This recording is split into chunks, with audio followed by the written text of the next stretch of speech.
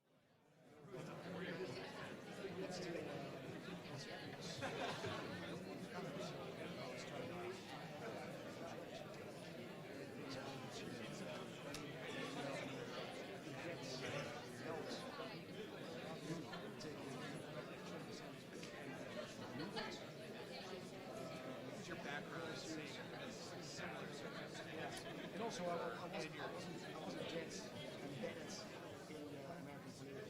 Right, you didn't have a predisposition to think that it was going to be. Right.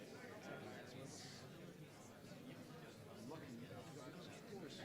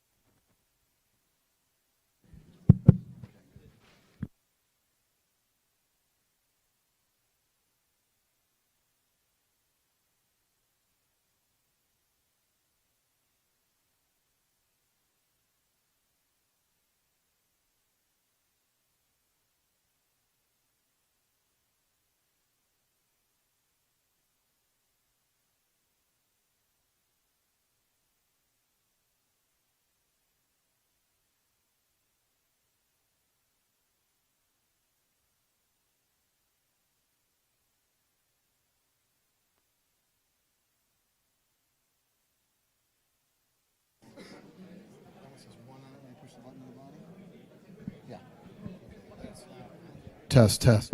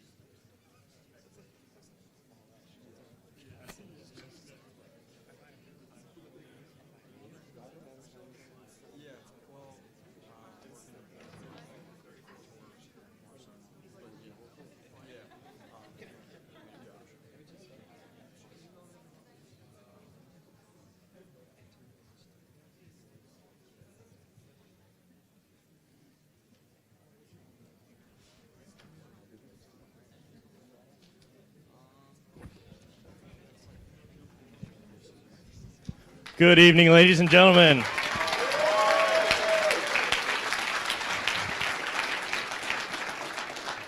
Welcome to tonight's event. I'm the Ohio University College Republicans President, David Parkhill.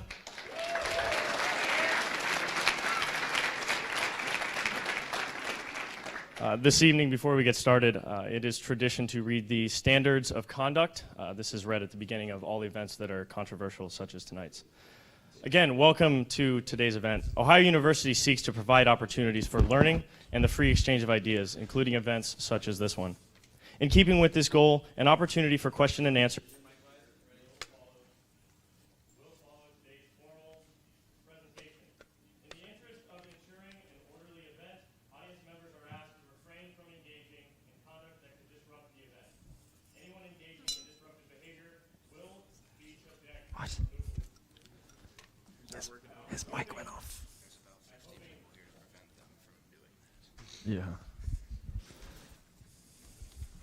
I'm hoping that we're not going to have to engage in any of those because we are all at a university full of adults. With that being said,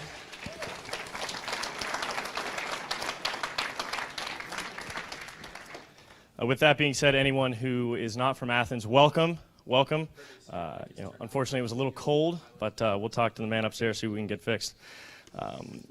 First off, I would like to thank mostly the people who do not agree with what's going on tonight. The people that don't agree with MILO, and that could be anywhere from 100% disagreement to even 90% disagreement. We cannot expand our knowledge and cannot expand our horizons unless we go to events that are controversial to our own beliefs. Being here proves that you believe in the university ideal of the freedom of exchange of ideals, even if you do not agree with them. Okay, I'll be behind the podium. Our generation is going to leave a legacy, as has every generation before us. Unfortunately, ours is looking to shape up as if we're the soft generation of coddled Americans. Jesus Christ. He's already trying to crash the party. It's my turn, please. Milo.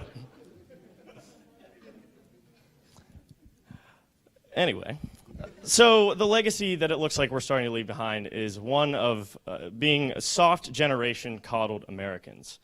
We don't stand up and ask, what can we do for our country? We instead ask, what can our country do for us? We feel entitled. We feel entitled even to someone's Netflix account for $5 a month that we, for some reason, don't feel the need to pay for. There have been generations unbelievably greater than ours. Does America have its faults? Absolutely. Do older generations have their faults? Of course.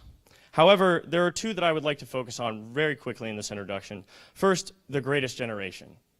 Those young men and women who went to fight because they believed for liberty, they believed in freedom, and they hated despotism. They hated tyranny. So what did they do at 18 and 19 years old? They went and stormed the beaches of Normandy. They went to fight in the Pacific for freedom. The other generation is the generation of founding fathers. The generation of founding fathers gathered in Philadelphia. They debated. They engaged in rigorous, intelligent conversation to move forward, to discuss the future of these 13 colonies. Without debate, we wouldn't be where we are today. Now, debate, of course, is divisive, as we saw in the presidential elections. Wrong. And further, in day-to-day debate, whether it's about your favorite Netflix show, brought to you by Netflix, by the way. I don't know if you've recognized that I've been talking about Netflix, but, you know, we are divided on many different things, from the colors that we like to the politics that we discuss. Debate, however, is essential to progress. Imagine if John Adams had not brought up the idea of independence. Odds are we could still be flying the Union Jack. Now, we are divided, absolutely. However, I believe that we have the same destination. We have absolutely different roads to get there, but I believe as Americans, we believe in a core set of values. We want to make America the greatest country on earth. And we need to fight for that. Now, we cannot get there unless we debate politically, professionally. We are not going to be top tier. By engaging in events like this evening, pushing your boundaries, making you feel uncomfortable, we can make steps towards becoming the greatest. Now, we need to change our legacy, guys. We have so much time to make it happen, so let's start tonight. Ladies and gentlemen, let me please introduce a leader in the alt-right movement, a strong proponent of free speech, and an even bigger proponent of strong conservative values. Ladies and gentlemen, MILO Yiannopoulos.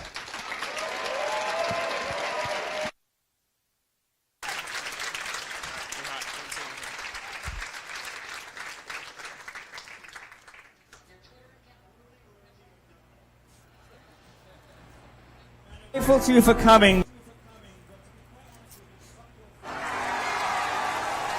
It's just awfully good that someone with the temperament of Donald Trump is not in charge of the law.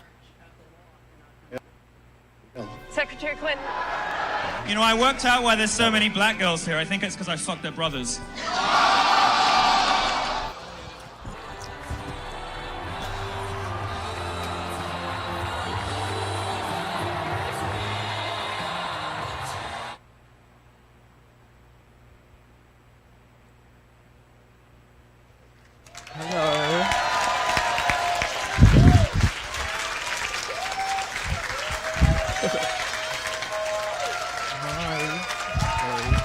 Hi, I don't know how to hug you.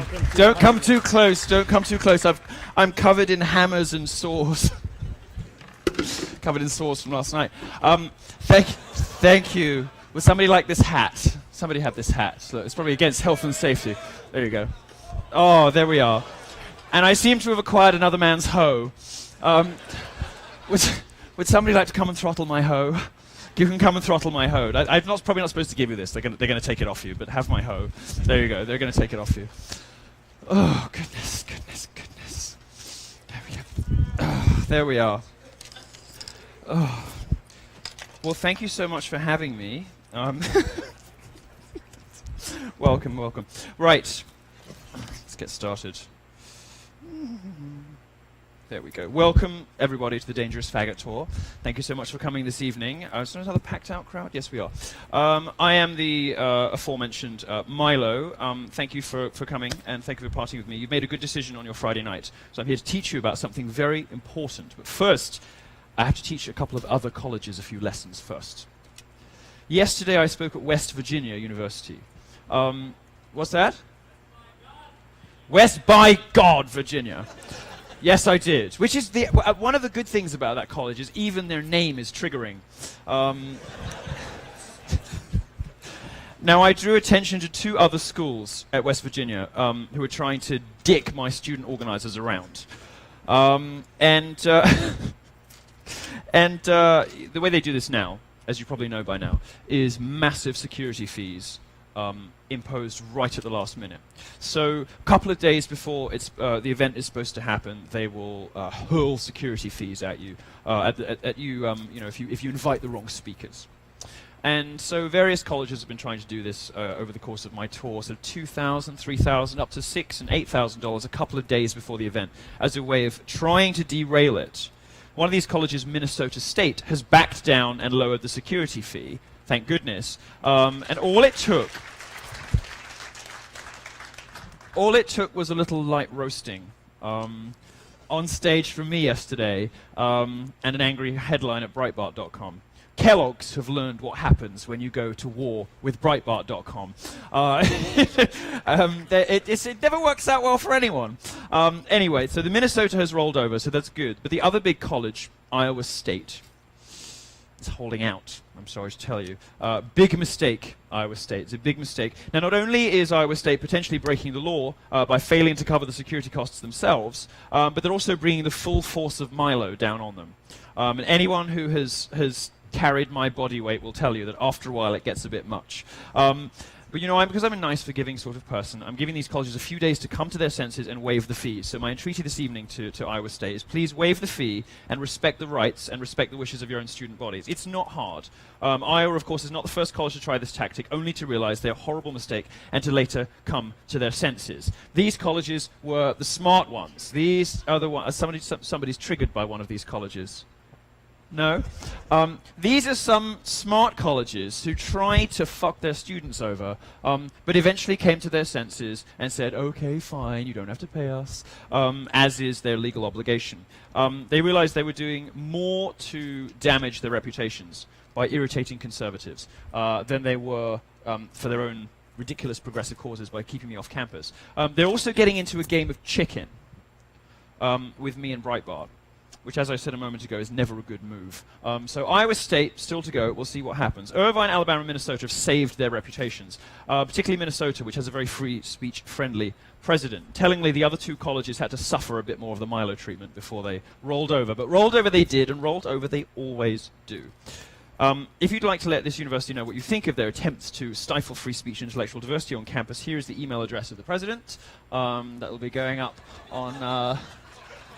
That will be going up online. I mean, a couple of 100,000 people see these talks online in the end, so good luck using your email for the next 3 months, mate. Look, the left has been doing this for decades. They fucking deserve a bit back. Look, conservatives are all so meek and nice and sweet. You know, conservatives don't want to rock the boat. They're all, let's just be nice. Let's not. Look. These guys fucked you over and over and over again for decades with these public-shaming mob tactics. And frankly, it's about time they got a taste of their own medicine. It's about time they realize what happens when your shoe is on the other foot. So, Stephen Leaf, the president of the University of Iowa, sorry about it, instead, I would advise universities to take the route of the University of Chicago, which is announced for 2016-17 that students coming should not expect safe spaces.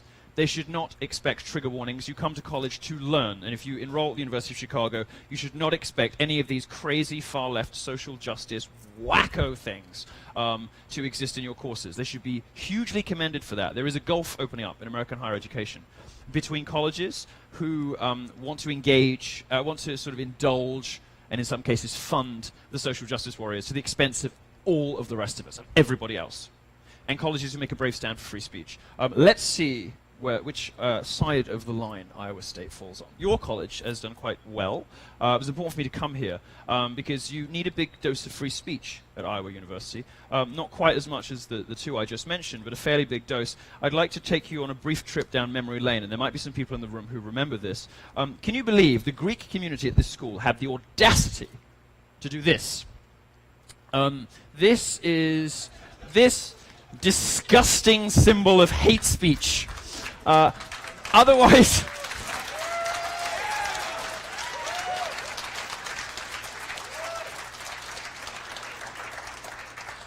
this disgusting symbol of racially charged hate speech, otherwise known as the name of the next president, was on your graffiti wall. It was on your graffiti wall. They wrote Trump 2016, and worse, build the wall. They actually gave a shit about immigration policy, and they were conservatives who dared to express their views. Appalling. They should all be expelled. Now, your college president, Roderick McDavis, did what every liberal does, called for diversity and inclusion. Well, it's about time that universities started respecting diversity and inclusion of thought and political idea, rather than just skin color, sexual orientation, and God knows whatever gender they've made up today. This is the only kind of diversity that matters in college. This one. and it has to be absolutely vigorously protected. Now, McDavid said that while the wall was a place for free speech and expression, pro-Trump expressions have a very different meaning to some people. Yeah, the people who lost the election. It means you're a loser. And they knew they were going to lose, and they didn't like that they were going to lose, so then they didn't really want the reminder on campus. And this is a typical example of liberal doublethink, and it's something that you should feel very relaxed and comfortable and happy laughing at, because it is deserving of nothing but ridicule. This wasn't a one-time event either. Thankfully, young conservatives are learning not to shut up when they're told to. They are fighting back and winning. And they're winning big. He did it. He did it.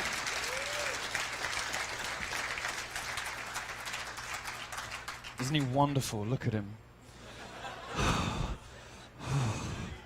You know, I told the New York Times I was Trump sexual as a joke. And they printed it. In the magazine, they did this Q&A with me, and I was just trolling the fuck out of them.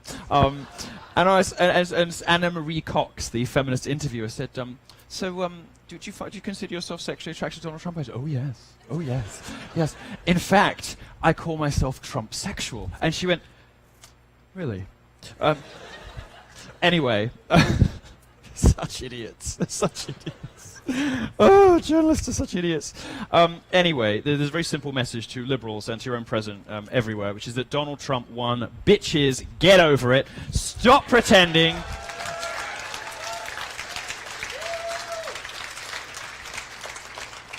Stop making up fake hate crimes.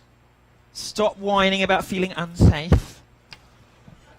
And get over the fact that nobody likes you and you lost the election. And there is nothing racist or sexist or transphobic or homophobic about being a Republican.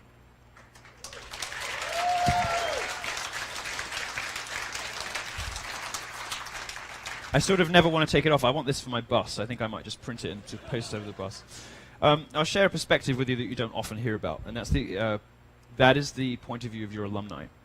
Now, they don't get much of a voice on campus. They don't really get to choose where their money goes, and you don't see them very often. But they are the people who make most of this stuff possible, all these buildings and everything. And they're pretty horrified by what's going on in student unions and student government, in your faculties, and in the classrooms. And when they hear about it, they get very upset. And one of the ways that you can help to resist what is happening on American college campuses is to make sure that you remind your alumni of just where their money is going. So one of my close colleagues at Breitbart went here 20 years ago. And when he found out that this wall stuff was going on, he was absolutely horrified. And those colleges that do punish people just for having the wrong political opinion deserve to share the fate of Missouri, which we'll talk about in a second. It gives me sort of sick thrill to watch alumni faces crumble when I run into them at one of those fancy Republican conferences or whatever. They say, oh, you go there, okay, fine. And then I tell them about the things that I experienced on that campus, and I tell them about the stories, and you just sort of watch. They all think that it's like that sort of it'll never happen to me, you know. College crazes are something that happen at other universities, you know. It wouldn't happen at Ohio. When you tell them, they get horrified. And what happens is the same thing that happened to Missouri, which had, 40 million budget shortfall. Had to close 4 dorms. Some of the what were the names of the dorms they had to close? Respect and excellence. So what happens when you pander to race baiters and social justice warriors? Those are the things you lose. Imagine, if you can, poor liberal students sobbing to the police over the message, trigger warning, there are no safe spaces in real life. You can't wall off the First Amendment. Just about the only thing. Just about the only thing Trump can't build a wall around is the First Amendment. And it's amazing, isn't it? Liberals, they hate the police right up until somebody hurts their feelings. Blue lives do matter. Thank you very much this evening.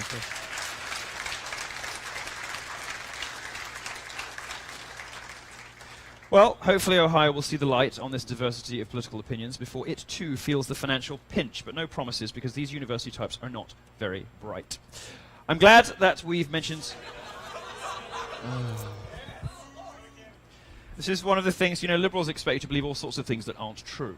And one of the things that they expect you to believe that isn't true, possibly the most ridiculous one, is that anyone has ever wanted to fuck her.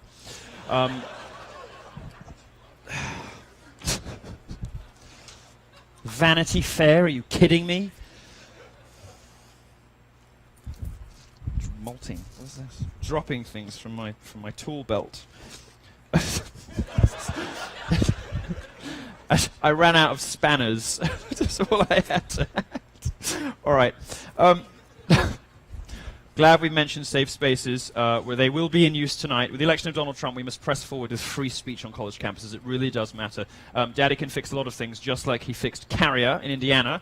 But you, 1,000 jobs going nowhere.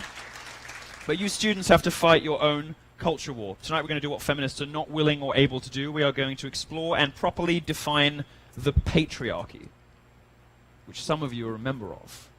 I'm going to let you know whether that's a good or a bad thing.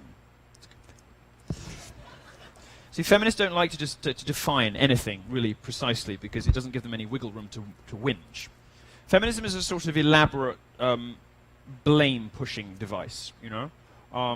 And it's a problem because when you tell a woman that everything that's wrong in her life is the fault of some man somewhere, and it's easy to do, you're robbing her of the agency, you're robbing her of the ability to improve her life. If you tell a girl that she failed an exam because the marking criteria is sexist, when it isn't, you're robbing her of the ability to study harder and to achieve in life. And this sort of elaborate searching for someone else to blame is exactly what progressives have done after this election. Looking for people to blame, getting progressively more furious. Why on earth didn't we win? We can't understand. It can't be us. It must be racist, sexist, misogynist, anti-Semitic monsters. It must be you, you, and you. Black Lives Matter does the same thing, looking for other people to blame. Now, feminism is the best example of this because it's sort of, it's the most audacious in a way. It has decided through the invention of this conspiracy theory that it calls the patriarchy that half the species is the reason that their lives are shit. In many cases, their lives are simply shit because they didn't work hard enough, or they don't have the talents or skills or aspirations that somebody that they admire does. But giving them a sort of ready-made excuse for their own failings is sort of what the patriarchy is for. And as a result, they don't want to define it very clearly. So if they get too many catcalls in the street, they put it down to patriarchy, something they don't like. If they get too few catcalls, they also put it down to patriarchy, and some brave, enterprising feminists do both. Jessica Valenti, never knowingly consistent. Jessica Valenti, year 1. The end of hisses, whistles, and stares. We need to walk the streets without fear. 1 year later, men rarely catcall me anymore. I hate that our culture makes me miss it. Not only rolling back on her previous position and complaining about the fact that she thinks she's old and unattractive anymore, nobody else probably gives her a second look, but then blaming men for it again, saying it's the culture that makes me miss catcalling.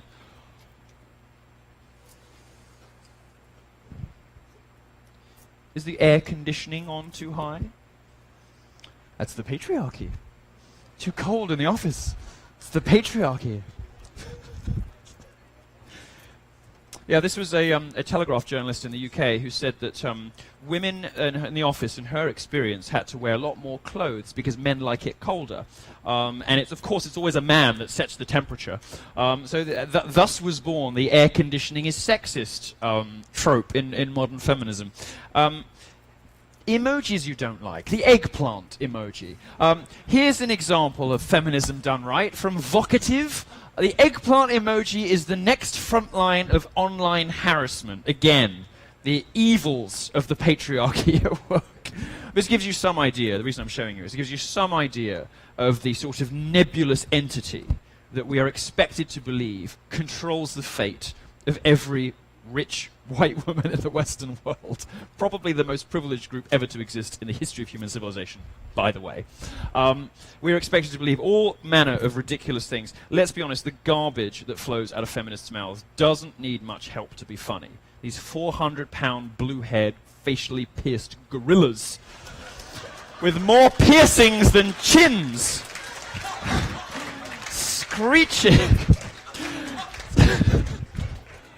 screeching about the injustices visited on her because she wants more donations to her fucking Patreon. This is the face of modern feminism. And this is the face of feminism that bizarrely, somehow, has managed to convince politicians, academics, journalists, movie makers, novelists, in fact, all of the civil society institutions of the country, all of the creative classes, that there is this vast conspiracy against women perpetrated by men. Well, if there is, it's not doing a very good job for men, and we'll experience that. We'll explore that in just a second. The jokes on this stuff, of course, write themselves. It is a truth universally acknowledged that no two feminists have the same definition of patriarchy. It seems to just mean anything. Of course, no feminists have ever agreed on anything.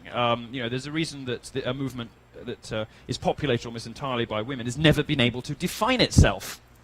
No one's ever been able to give a definition of feminism that lasts more than 11 seconds. It's got the sort of it's like the half-life of a radioactive atom. You know, you finally grasp a definition of feminism that you find acceptable, and it vanishes again. This is a persistent problem with the movement. There are a few actual reasons why they might do this on purpose. Firstly, feminists, like most academic charlatans, like to use a lot of big long words like intersectional and systemic to make themselves seem clever without actually doing any real science. They think this hides the fact they aren't actually saying anything, which works on grant applications, but apparently not with the general public, with the result that just 7% of British women describe themselves as feminist, and fewer than 1 in 5 American women describe themselves as feminist. You lost the war, girls. Give it up.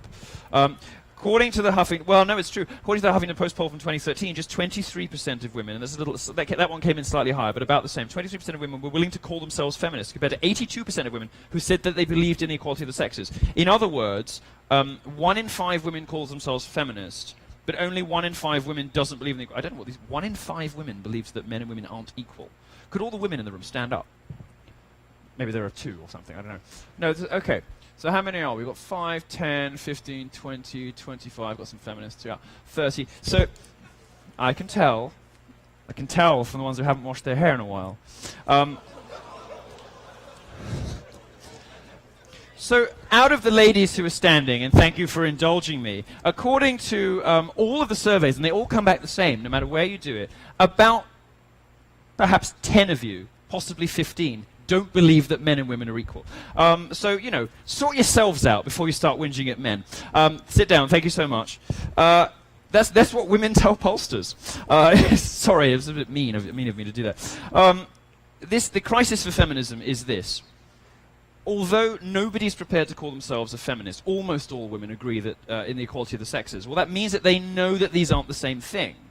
Otherwise, you get the same results. They know that feminists say one thing. They say that feminism is about equality of the sexes, equal pay, and all the rest of it, but they act very differently when put under pressure, when really held when you put their feet to the fire, when they're on the defensive. They'll say, "Oh, feminism is just about equality. Don't you believe in equality?" Well, most men do, although 1 in 5 of you don't. Not my numbers.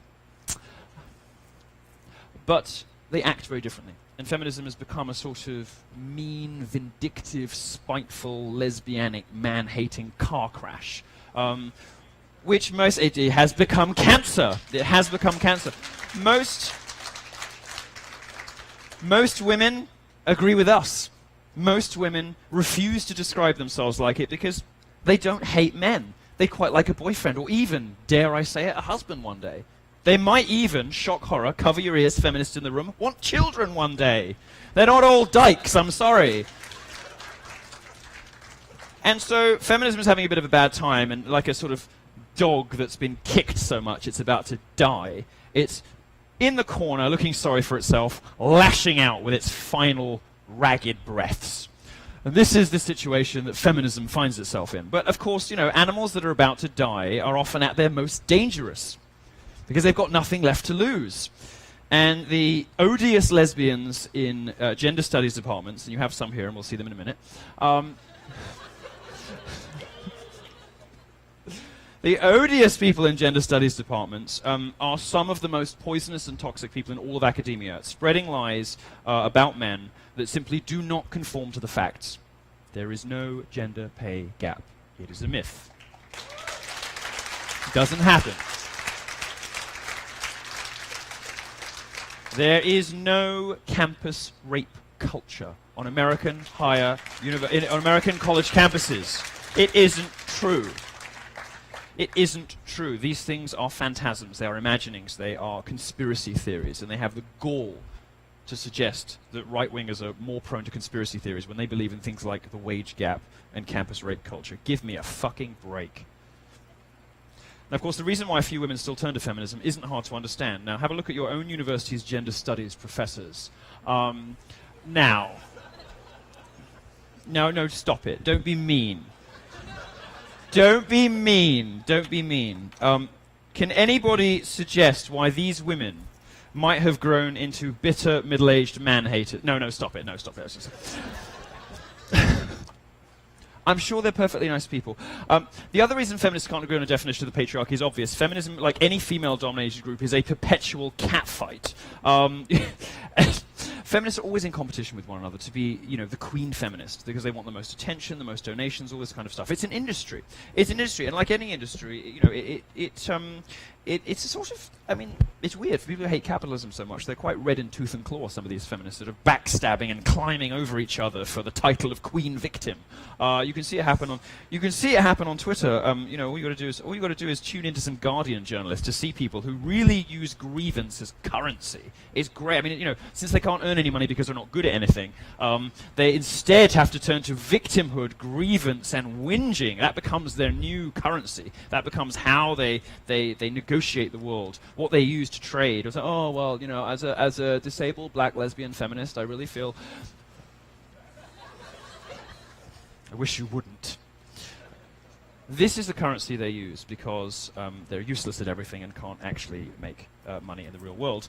Gender studies is the softest of all the soft subjects, and I speak of softness not in the sense of a feminist belly or male feminist genitals, but in the sense that, oh, come on. Have you seen any of these guys? These, like, limp-wristed, bespectacled Gawker bloggers? Do you think any of them has ever had an erection in their lives? My God.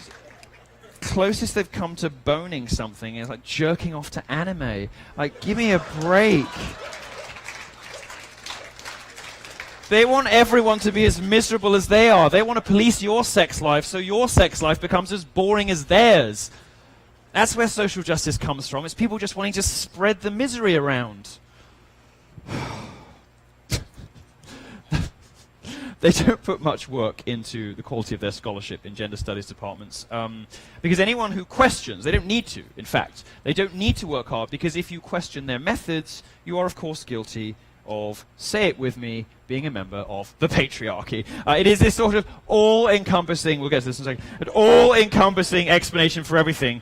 There's some precedent for this in culture. Feminists are, as I like to say, like the Borg in Star Trek. They don't know anything about anyone else except that they must be assimilated at all costs and destroyed if they don't conform. They have a hive mind that mindlessly follows the orders of a queen, in this case some sort of disgusting amalgam of Lena Dunham, Amy Schumer, Hillary Clinton, and Justin Trudeau.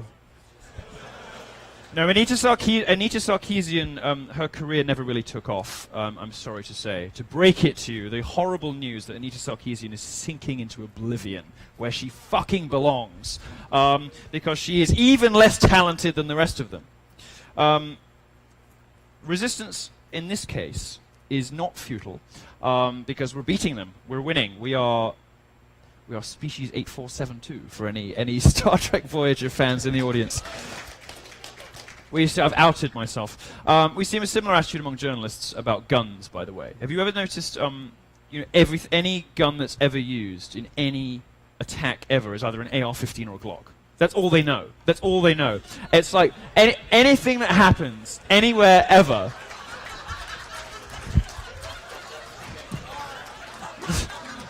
Any handgun that ever used, you check the New York Times, and they'll call it a Glock. Anything bigger, doesn't matter what it is. You could be beating somebody to death with a shin bone or your own erection, and they will call it an assault rifle. Because this, gun culture, America's evil gun culture, the Second Amendment, is as blunt an instrument and as idiotic an explanation for some of the complex and difficult to understand things that go on in American culture, as the patriarchy is an explanation for why some women's lives suck. The Democrats Kellogg's, Pepsi, they all do the same thing. They all call you deplorables. They call you all sorts of things, actually. They call you white supremacists, they call you anti-Semites, they call you all kinds of things. Most of... actually, you know what? I'm going to up the MILO factor here. I'm going to do something we've never done before. We're going to watch a clip of a MILO talk during a MILO talk. Well, I have to sit through this. I have the MILOception. There we go. Actually, maybe on Monday, I'll play the clip of this. And then... and then Wednesday, I'll play the clip of Monday playing the clip of this, playing this clip.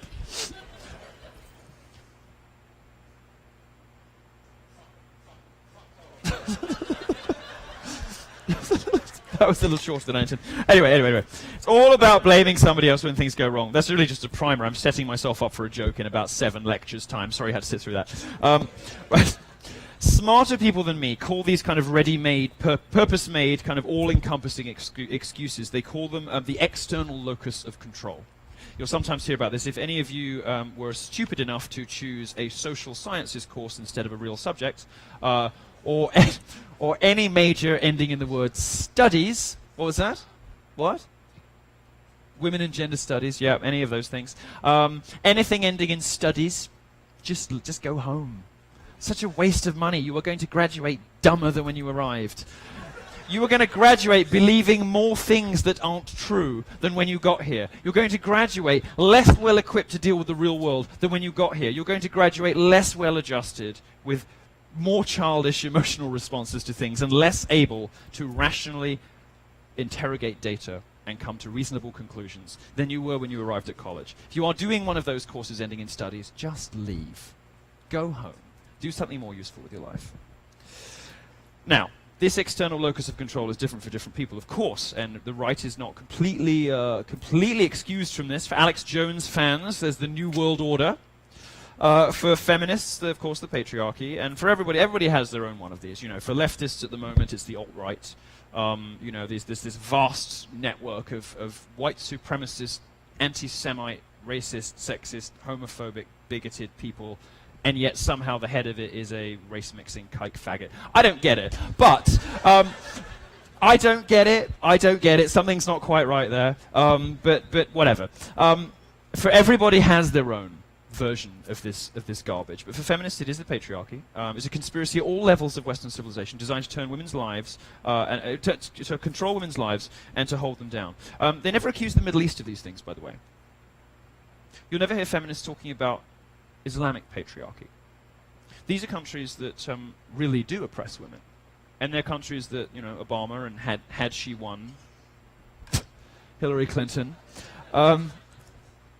no, I feel comfortable doing that because this is a woman who takes hundreds of millions of dollars from countries that execute gays while pandering to them back home. Fuck her.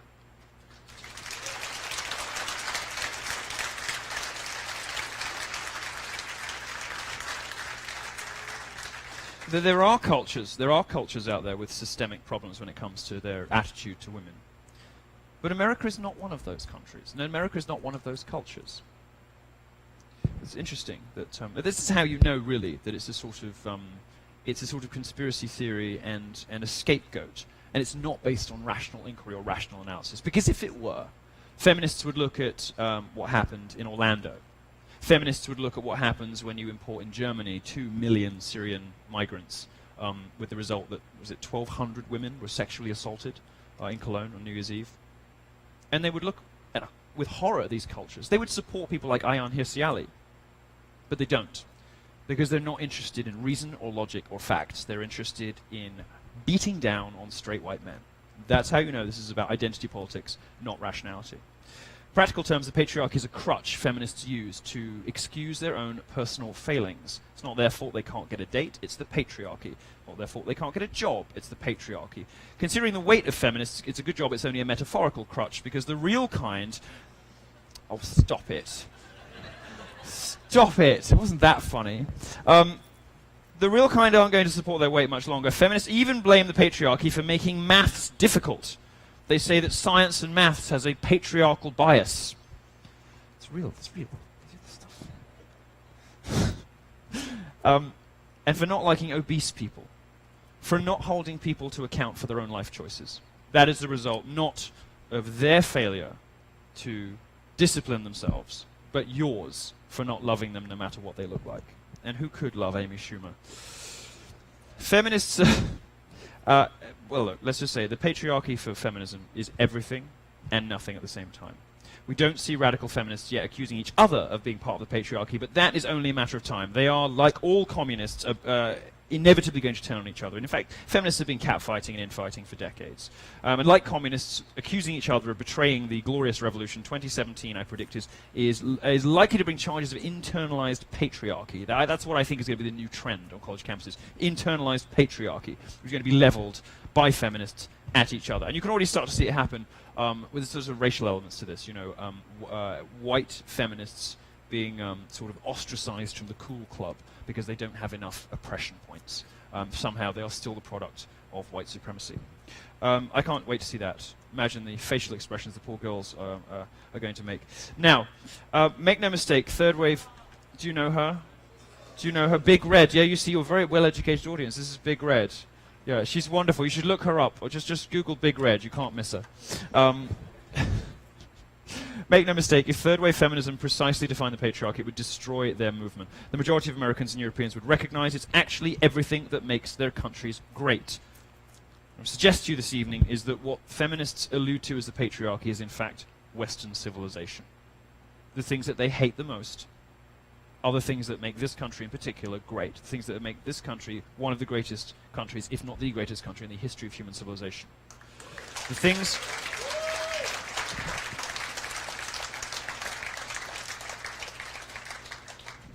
The things that make this country great: capitalism, democracy, property rights, freedom of speech and freedom of expression. These are the things that feminists hate for reasons of their own tortured logic and identity politics. These are the things that actually keep women safe. These are the things that make America the best possible, imaginable place to be born if you are gay or black or a woman. Now, on campuses where liberal softies still rule with an iron fist, feminism is as safe as a city with no women drivers, it's actually the only good thing about Saudi Arabia. Sometimes you can arrive at the right conclusion for the wrong reasons. You know, their road traffic statistics must be the envy of the world. I haven't looked them up. I'm sure they're great. And now, it was once thought that if feminists were to take over the world, there'd be immediate global nuclear war after the way they treat each other. We all know how women treat each other in the office. We know how women treat each other in their own friendship groups. But of course, the smallest of things, you know, not retweeting a selfie fast enough could have led to some sort of thermonuclear explosion. But now I recognize that feminists, in their eternal quest to find someone else to blame, are far too passive-aggressive for nukes. They'd rather destroy Western civilization by importing murderous barbarians from the Middle East, or teaching boys that masculinity is evil and cuckoldry is noble. Now, we've looked at the patriarchy from the feminist point of view. I want to look at it from my point of view, from your point of view, I would like to hope. Let's switch gears and we'll look at the patriarchy from a non-psychotic and more rational place. The patriarchy, to put it simply, is how the West works. It's how the West has worked very effectively. Now, the patriarchy and Western civilization are inseparable. The patriarchy is the idea that people can achieve their best if they work hard. It doesn't matter if you're rich or poor, what color or gender or sexuality you are. If you're a man or a woman, it doesn't matter. And because it's rooted in science and reality, the patriarchy, of course, believes that, yes, there are only two genders. The patriarchy says your potential is not based on your identity, but instead the talents you were born with, and to what lengths you will go to achieve greatness. The patriarchy has resulted in almost everything important and impressive about America, including this college campus. In 50 years, after most of today's feminists have died from complications related to obesity, I speak the truth. I speak the truth. Their writing and thinking will be relegated to the backwaters of study if they are remembered at all. But the United States Constitution, the Magna Carta, and if I may humbly say, my book, which is going to be out in 2017, which I just signed a deal for, I'll let you know about that in December, they will be studied and taught at length. Well, maybe not my book on campus, unless a lot has changed by then, but the patriarchy doesn't value men over women. In fact, the patriarchy favors women. The claims by feminists are entirely fictitious. Men are the primary casualties of war, the vast majority of suicides. Everyone killed on the job is a man. There's actually a death gap. Talk about the wage gap. I mean, you know, supposing you care, do you know why the wage gap is bullshit, by the way? Does anyone need an explanation? Are there any feminists in the room still labouring under the misapprehension they might get paid less for the same work? Does anyone actually believe that? Is anyone dumb enough to believe that in this room? No, good. Well, basically, probably most of you probably know, if you take all the money earned by women and all the money earned by men and you just divide it, then you get a sort of 77% or whatever, which doesn't, of course, take into account all the different life choices that women make, the fact they have to have babies. The different life choices really is where serious economists have to take into account this stuff. And a female Harvard economist this year tried desperately, taking all relevant factors into account, to find a gender pay gap and couldn't find one. About 2 to 3% by the end of it, which is more than accommodated by the fact that men pay so much more into the tax system and take so much less out. So it's garbage, complete garbage. But there is a death gap. The death gap is real. Data from the Bureau of Labour Statistics show that men make up 92% of workplace deaths, and there are other government studies that show, I think, 97% of workplace fatalities when you include the military and everything like that. That's real gender inequality. This is, just look at this tiny, imperceptible little slice of pink. 92% of people, men who go to work looking actually not very much like this. Men who go to work. You know, what? Well, thank you. I don't know why I've ended up with a hairdryer and mace. I think somebody thought it's a very nice purse model, stream spray pattern, up to 5 bursts, 10 foot in range. 5 bursts, that's not going to get through very many marauding lesbianic feminist assailants, is it? 5 bursts. Well, you see, I need mace that'll stop a rhino. Right. Now, beyond dying, men also do the dirty jobs. They get the short end of the stick in family court. There's people get mean about men's rights activists, and I have some sympathy with their criticisms, because there are, some of the more prominent men's rights activists aren't the sort of people that you'd necessarily want to have supper with. They can be autistic weirdos. But they're basically right about everything. Not everything. I mean, I think, they don't like me very much because I'm pro-circumcision, and I always tell them, well, you don't have to suck the thing, But ask your wife what she thinks. Of course, many of them only have ex-wives. But the reality is that a lot of what the men's rights activists talk about, if you go onto the red pill or whatever, many of them are right about pretty much everything. Because what gender inequalities there were in society have flipped, and very recently, to favour women. If there is a patriarchy in action, it is doing a very bad job to look after male interests. Women make up less than 1% in the following professions: boiler makers, brick masonry, septic tank servicing, sewer pipe cleaners, and trash collectors. Amazing that we've never heard about that horrible gender inequality. Nobody's ever written, nobody has ever written an angry column from The Guardian about the fact that there are no female septic tank operators. And if they have, I must have missed it. Nobody has ever written an angry column about the fact that there are too few heterosexual men on fragrance counters. But there obviously is. There are complaints when the glamorous, well-paid jobs go to men. Well, ladies, the number one thing you can do if you want to improve your chances in life is change your major to a real subject. The majority of women who complain about this stuff are women studying gender studies. If you are upset about the number of women in STEM, go study engineering and fix it.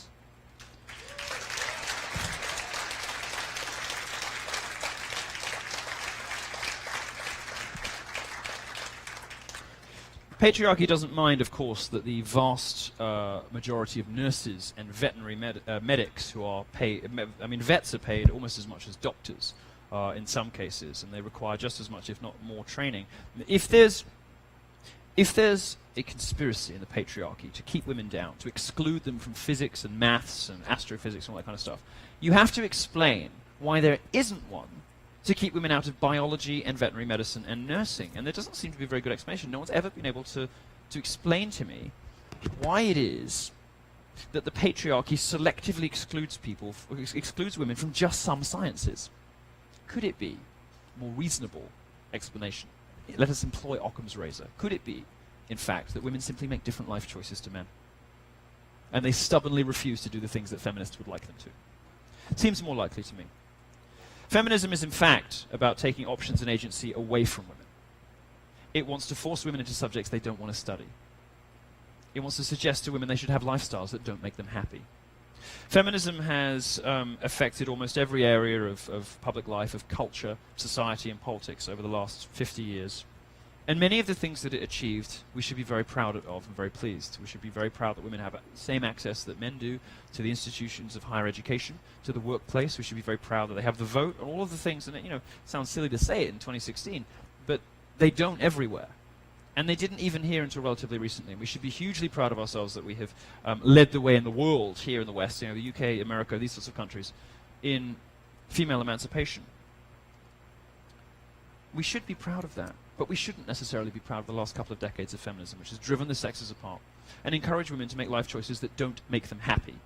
Telling women they can have it all. They can be the CEO of a multinational corporation and have babies. Well, they can't. There are biological barriers, in some cases, to these things. And in any case, women simply make different choices. Very often, what all of the studies show us, what all of the data suggests, is that women seek happiness in a more holistic way. They like a better balanced life. They want, they don't want to work the long hours that men do, and that's partly dictated by hormones and biology. And in order to make these arguments that the genders are equal, and well, I say equal, they make the argument that the genders are identical, to erode the difference between men and women. Feminists have had to start to deny basic scientific reality, biological fact, to discount hormones from their discussion of how the sexes differ. This stuff is nuts. And when you force women into choices that they don't really want to make, they end up miserable. And that's why every single decade, and every study says the same thing, every single decade since the Second World War, women have been getting more and more and more miserable. Cannot be totally unconnected to the rise of feminism in society. Cannot be unconnected.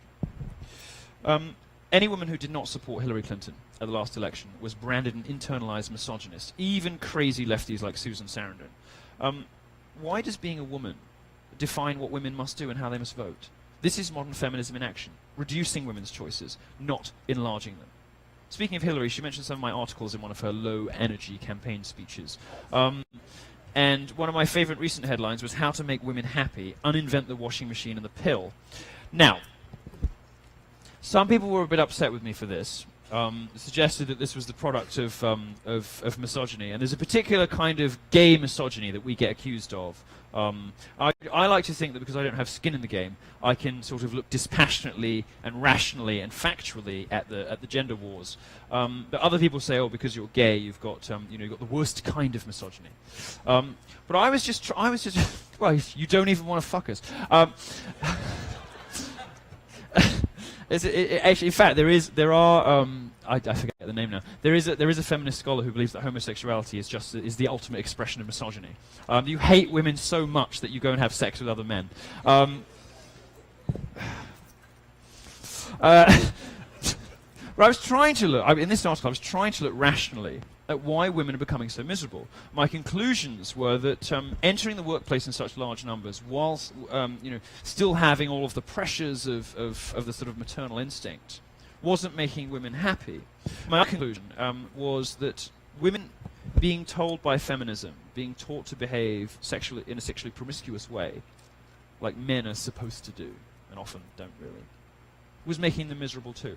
So I suggested that we should uninvent the washing machine, because the washing machine is really the where society starts to go wrong. When women were liberated to go and join the workforce, I'm kidding, by the way, with most of this, but when women were liberated to go and join the workforce, they started to get miserable. That's the reality. They started to get less happy, even though they were on the face of it freer. And when the sexual revolution, similarly, they started to get less happy when they were encouraged by feminists to behave like boys. Well, the point of this article is that inventions like the washing machine and the pool were designed to force women that might have chosen to be homemakers into the workforce. That's what they were supposed to do. They removed women's agency in a very unpatriarchal manner. Well, why has Western civilization declared war on the housewife? This is something I've always wondered. It's not a new phenomenon, but it is one of my own deepest questions. Most likely they want to do to the family what they did to Europe, which is turning it into an unrecognizable shithole full of bodily waste and garbage. The patriarchy recognizes that anyone, male or female, will be miserable if forced into a role they are not suited for. This is borne out by evidence. Of course, women should not be forced to stay home or keep house, but many of them want to. And feminism tells them there is something defective with them for loving the family, for wanting to be a mother and to be a homemaker. That is profoundly wrong. And, by the way, profoundly sexist. Now, I often use America's trips to the moon as one of the pinnacle examples of patriarchy, and feminists argue that I'm wrong about this. Now, feminists argue that the reason women are underrepresented in space exploration is because there's a big bad patriarchy constantly telling them they can't be astronauts and they should be housewives instead. Well, pop culture's never given us any female astronauts as role models. That's why we had to watch Sandra Bullock in space screaming like a total cunt for 2 hours.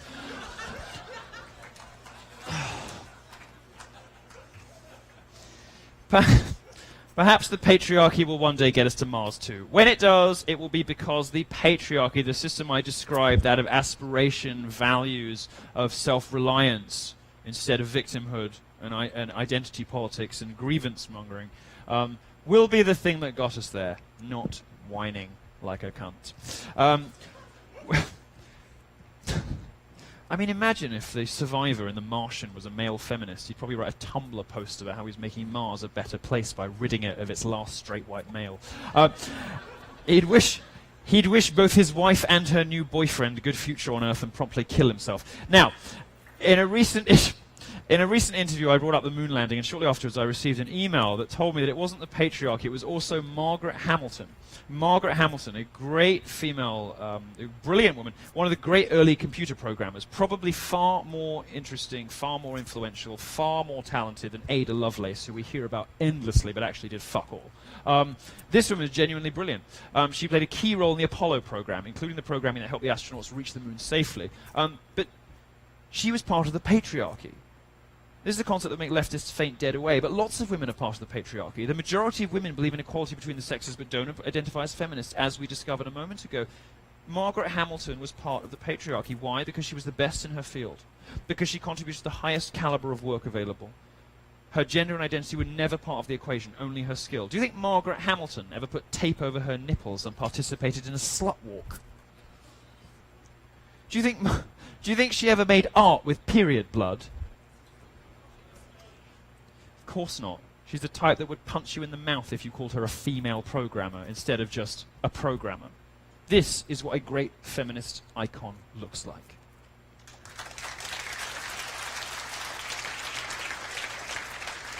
The reliance and the focus on merit over identity is the patriarchy. It's your single sentence definition, but just like I said at the beginning, if I just said that at the beginning, rather, I wouldn't have got to listen to myself talk for 40 minutes. So the key thing I wanted to take away is that the patriarchy is achievement, merit, and ambition divorced from identity. Girls, if you want to be like Margaret Hamilton, pick up a subject and never look back. But pick up a real subject. Don't pick up a subject that tells you lies. Pick up a subject that will teach you to do something, to be something, to build or create or contribute to something. Not a subject that only gives you the tools to whine about how shit your life is. Choose engineering. Choose physics. Choose maths. Choose a subject that actually means something. And then you will not just be complaining about supposed inequalities, but you will be doing something to fix them, and in this process, improving your own life. That is my message to young girls. That's my message to young women.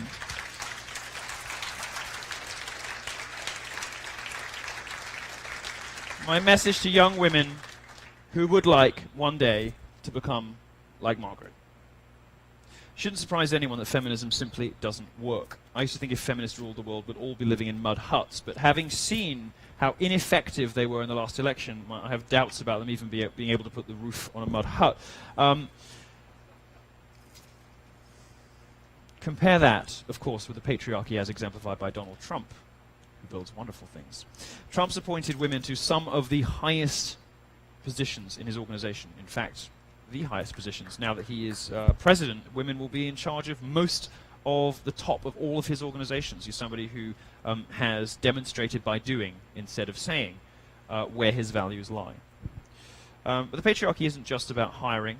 It's also about masculinity. And to finish, I'd like to just quote a wonderful thing that I discovered, just to, in case I haven't triggered the room enough yet.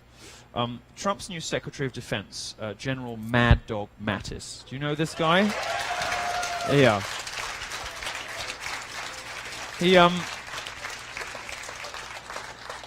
This guy makes Clint Eastwood look like a Thai ladyboy. He's absolutely fucking amazing. He's so cis-hetero, he may as well double up as Secretary of the Patriarchy. Well, Mad Dog Mattis understands that national defense, like gender, is a binary. Your friend or foe, it's success or failure. As the Marines would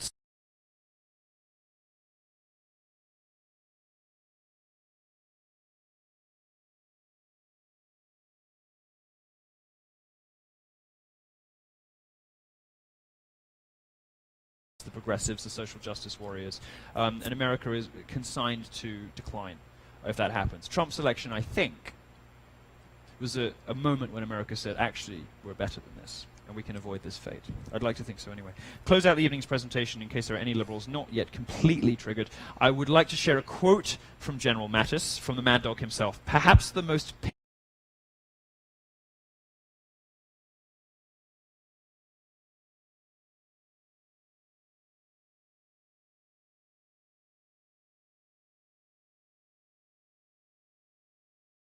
It's quite fun to fight them. It's a hell of a hoot. It's fun to shoot some people. I'll be right up there with you. I like brawling. Mad Dog Madison.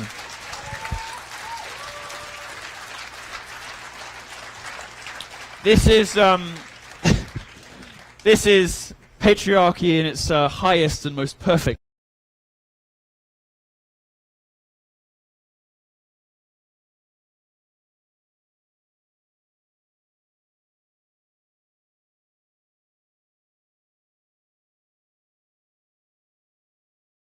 You have questions? He's got 2. There we go. If anybody would like to ask anything, I think we have some time, so you're welcome to. Any questions for anyone? Yeah, here. I see a lot of gay people are worried about Pence and his anti-gay beliefs, or whether or not. I just wanted to hear what your stance was on that. Well, that just demonstrates that gays can be idiotic just like everyone else. The left has sort of done this thing where these special minority groups can do no wrong, and if you disagree with a gay person, you must be homophobic, and everything that gay people ever do is perfect and wonderful and full. Rainbows come out of their asses, and they're rare and beautiful creatures like unicorns. We're not. We're really fucked up. We're a mess, just like everybody else. And gays can be right about things, and gays can be wrong about things. And in this case, I think Pence is mainly just a states' rights guy. So, my only comment about conversion therapy is I wish it worked, but since it doesn't, Daddy Jr. may have to be re-educated on that one. I don't think anyone gives too much of a fuck about the vice presidency. I don't see this guy. Trump is like a freight train. He's like a juggernaut. There's no way this guy's dying ever, let alone in office. He's going to go. He's going to be the longest living human being on the planet. I'm not too worried about stuff like that. And even if I were, I'd be far more worried about a corporatist Democrat Party that takes money from countries that executes homosexuals while pandering to gays back home, telling lies to homosexuals back home about evil, nasty Republicans, whilst taking the money, paying their mortgages, with money from Saudi Arabia and Kuwait. Fuck those guys. That is genuinely terrifying hypocrisy. Genuinely terrifying hypocrisy.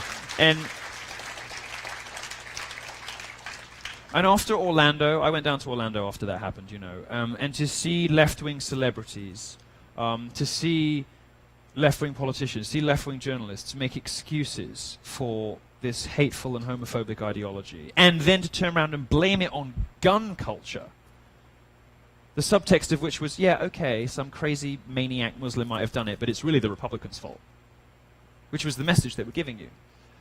That scares me a hell of a lot more. Why? Because it means that there are a lot more Orlandos to come. And that may be unavoidable even with Trump in the White House. But that's why I'm not too worried about Pence. Next question. Guy in the red right at the back. I'm going to make you run, Andrew.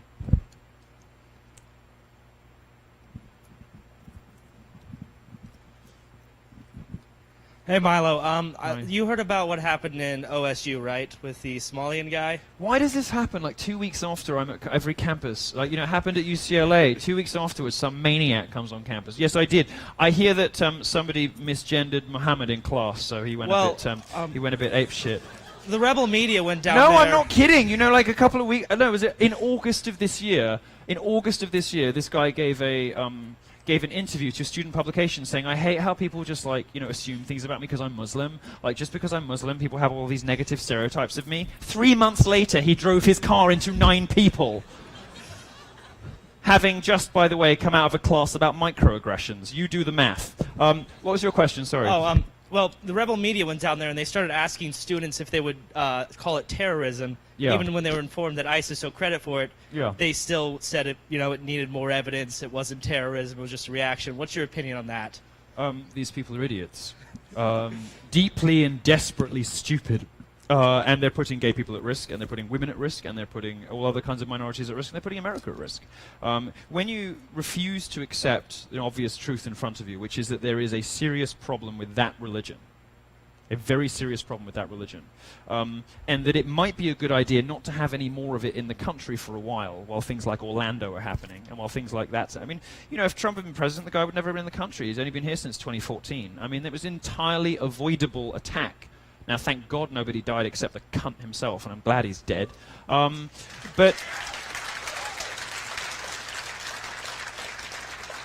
it was entirely avoidable. San Bernardino, entirely avoidable. Fort Hood, entirely avoidable. All this stuff is entirely avoidable if only we recognize the obvious truth that there is a serious problem with that religion. And that religion in particular likes to target the most vulnerable people in society that progressives pretend that they care about. And they don't. And what I think about that is that these students have been so badly educated and so utterly indoctrinated by their professors that they actually believe that he was the victim in that circumstance. Did you see that? Was it San Bernardino, the couple, the man and woman? Did you see that story today? Like the Christmas party pushed them over the edge. Anyone see that headline? Sorry, today. So there is new speculation from people who knew this murderous maniac couple that the thing that finally pushed them over the edge, the thing that turned them into murderous lunatics, was that they were expected to attend a work Christmas party. And this so offended their sensibilities because they had been taught that you know, multiculturalism dictates that everyone must pay obeisance to their, you know, to whatever. That was the thing. That was the last straw. A fucking Christmas party. So as a gay person, I'm very relaxed about Trump saying he wants a total ban on Muslim immigration for a while. In fact, I wish he'd throw them all out. Next. Where are you, Andrew? I'm going to give you an easy life. Let's go the lady at the back. I think is it a lady? Yes. Or a man with long hair. No, I think it's a lady. You can't tell these days, you know. Thanks, it makes me feel a lot better.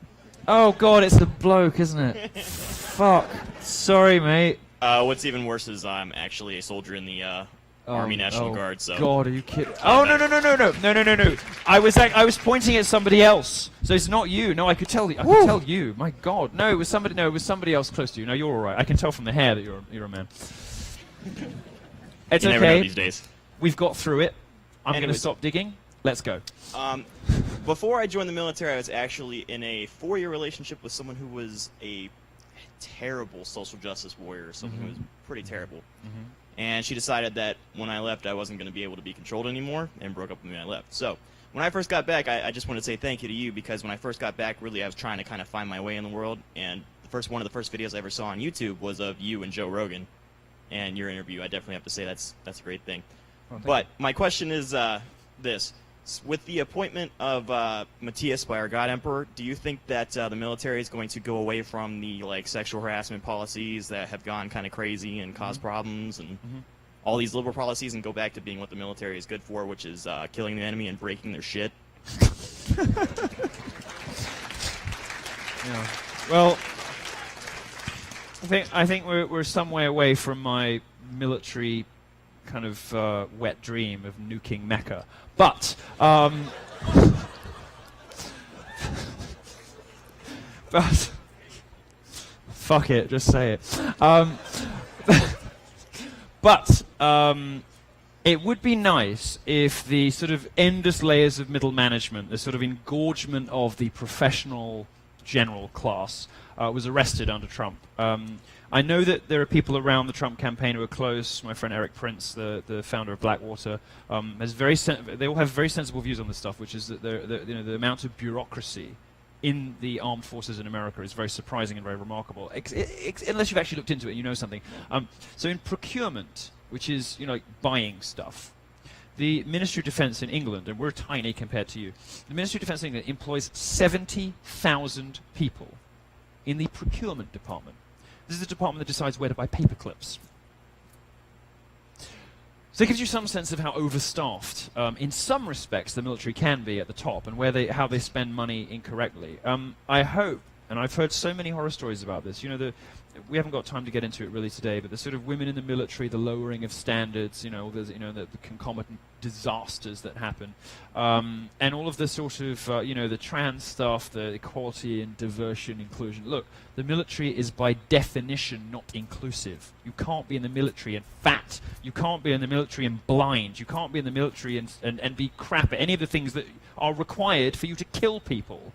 It's kind of like religion. It is discriminatory by design and has to stay that way. And these sort of bizarre liberal diversity and inclusion rituals that require us all to pretend that we find fat people as attractive as thin people, to pretend all sorts of things that aren't true, just don't work when you have an organization that is designed to kill people and to win wars.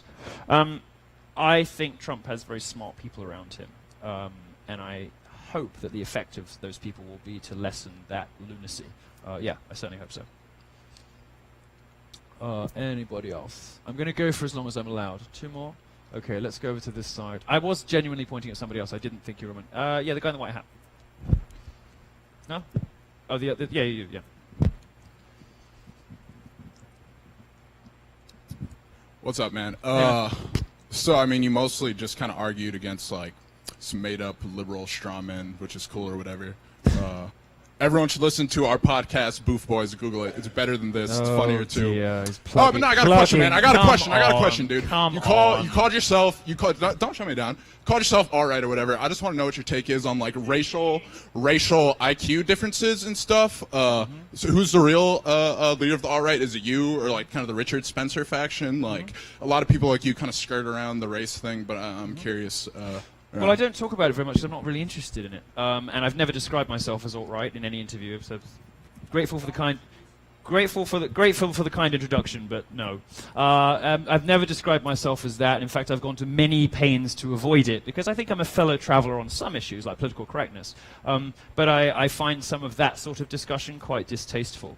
The furthest I would go is to say that the former New York Times science correspondent wrote a book about trying to explode the myth that race is a social construct. Well, a lot of what you're taught in college is that race is a social construct. It's something that you perform or that is imposed upon you, rather than something that is innate within you. And so this book by Nicholas Wade was trying to demonstrate that there's a statistical sense in which race is real. So we know from various clusters of genetic information where somebody came from. Now that sounds like a very logical thing to say, but he correctly identified that that most higher education institutions are teaching that this stuff doesn't happen. We now they have the computing power to map the genome. We know that race is real in a statistical, biological sense. Now his argument in this book is that some of those clusters of genes can result in different sorts of behaviors, which is why different cultures don't just have different skin colors but look differently. For the IQ difference stuff, I have no clue. I have no reason to believe that's the case. I certainly don't look at the world that way. One of the many reasons I would say the people who push that kind of stuff online absolutely hate me. By the way, they have declared a holy war on me. They've demanded that Breitbart fire me before they will ever read it again. The white supremacists and anti-Semites on the internet fucking hate me. So I think having accused me in the beginning of railing against liberal straw men, I think you are painting with very similar brushes. So, all right, next please. Let's go. I think we have one left. Why don't we go up the back there? Yeah.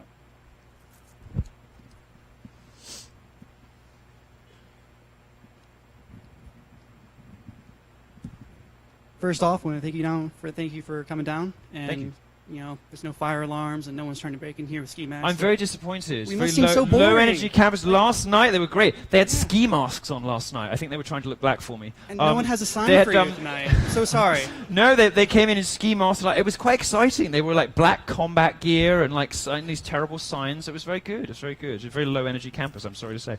What was the question? Anyway, What was the question? So my question, now that the sensible people of America have won, do you think that trend will fall over into France and Austria, who I think Austria is doing their election on Sunday as well? Or do you think it... Well, they're will rerunning mistake an it? election because it was rigged. Right. Of course, that doesn't happen. You know, elections never get gerrymandered at all. Like your own fucking primary, you idiots. Yeah, well, I would say this. Coming to this country, a country founded on values and ideas and principles, I think American patriotism is very respectable and reasonable and a perfectly nice and admirable thing to have, to be proud of America. There is a slight difference in Europe, which is that some of the right-wing parties in Europe are more racially charged. And some of the parties in Europe are more to do with geography and ethnicity than I think that nationalism in America, which is not a dirty word, nationalism in America is more concerned with American ideals, with the Constitution, First and Second Amendment. I think some nationalism in Europe is uglier. I don't disagree too much with the sort of anti-Islamic sentiments, as I think most people in the room have picked up by now, of AfD in Germany, for instance. But I think Front National in France is a little different.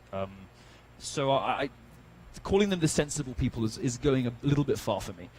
However, I am very comfortable and very happy and very pleased in general with the sort of populist, nationalist, right-wing resurgence and libertarian resurgence that is happening all over the West. It started with Brexit, which is a very good thing, not just because it was the right thing to do for Britain to move, but also because the left were so angry. I'd like to pretend that I wanted Britain to leave for all the right reasons, reclaim national sovereignty, blah, blah, blah, but really I just wanted to see the Guardian front page the next day.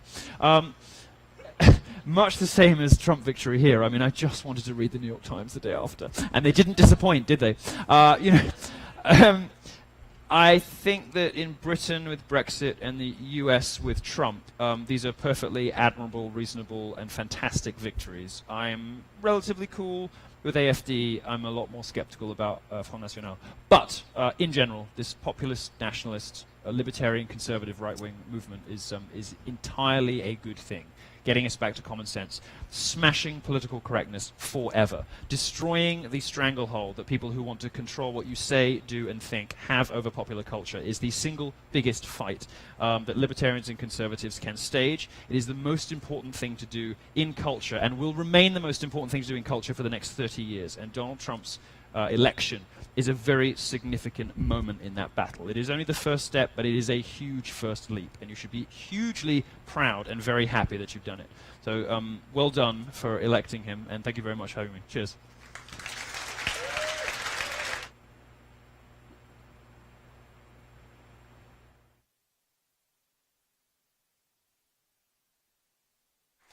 Thank you very much. Cheers. Thank you. I'm going to go and take the belt off.